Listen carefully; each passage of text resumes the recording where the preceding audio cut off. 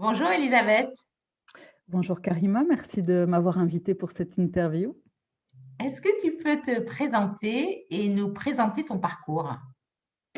Alors, je m'appelle Elisabeth Lenoir et je suis diplômée de l'Université de Lille en lettres modernes et diplômée du Conservatoire royal de Bruxelles en art dramatique. Je suis actuellement la directrice du Distingo ASBL, donc c'est une compagnie de théâtre, et donc je suis comédienne, autrice, metteuse en scène et formatrice en prise de parole en public. Est-ce que tu peux nous dire comment tu travailles sur la question de l'égalité femmes-hommes? Alors, avec ma compagnie, j'ai construit un programme qui s'appelle les Tisseuses d'avenir.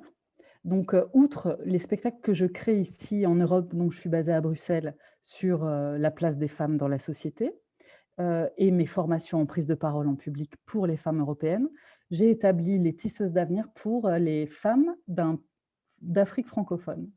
Donc en partenariat, les Tisseuses d'avenir, c'est un dispositif de 5 ans qui agit autant sur le plan, empowerment, donc empowerment de femmes pour les ateliers vidéo, ateliers théâtre et l'information sur les droits fondamentaux des femmes en Afrique. Le premier pays qu'on a abordé, c'est le Burkina Faso. C'est de là que tout est né. C'est la première initiative et maintenant on espère pouvoir aller au Sénégal. Donc ça, c'est vraiment, le fer de lance, si tu me parles d'égalité femmes-hommes, ça, c'est vraiment le dispositif qui est là pour promouvoir, les droits humains, vraiment. Ça, c'est ce qu'il y a de plus efficace, pour le moment mis en place et avec ces formations d'antissos d'avenir, il y a aussi la création des spectacles. Et il y en a un qui va être créé l'année prochaine qui s'appelle «Parle avec elle», qui est, issu de tous les témoignages qu'on a reçus dans les villages au nord du Burkina Faso. Et puis, on a truché ça avec les informations du musée de la femme de Dakar, au Sénégal et avec toute ce matériau dramaturgique, on en a fait une pièce de théâtre qu'on va monter l'année prochaine, hem, pour 3 comédiennes burkinabées et je pense qu'on va aller dans les villages, dans les groupements de femmes pour avec cet artefact, de sororité internationale et de solidarité internationale et on va, aller toucher et les écoles, et les femmes entrepreneuses, un public très vaste et aussi, l'intelligentsia, de Ouagadougou. Donc c'est assez vaste.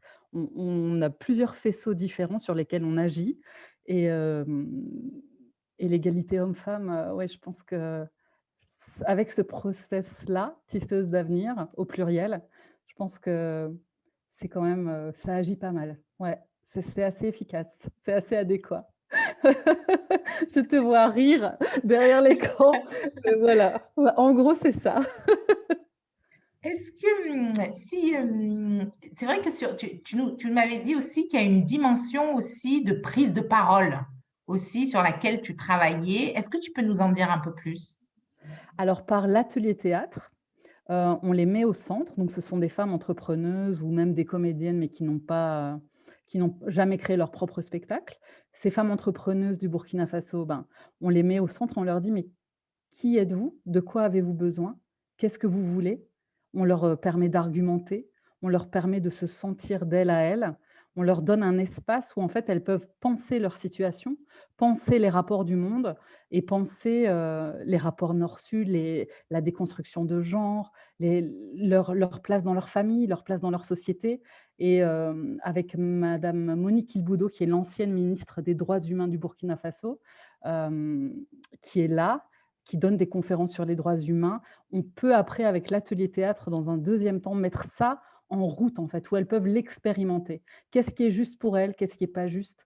Ce dont elles ont envie, ce à quoi elles aspirent, les valoriser, valoriser leurs paroles, leur dire qu'elles ont une place, qu'elles sont importantes, qu'elles sont des citoyennes à part entière, qu'elles ont une place à prendre à la mairie, en tant que en tant que mères, qu'elles peuvent se présenter, qu'elles peuvent être chefs d'entreprise, qu'elles peuvent être chefs de famille, qu'elles peuvent, être mettre en place des choses pour exister là où elles ont envie d'exister et pas là où on les attend, en fait, là où on a envie qu'elles existent. Donc c'est vraiment se réapproprier ses chances, ses opportunités de vie et aller vers là où on veut aller.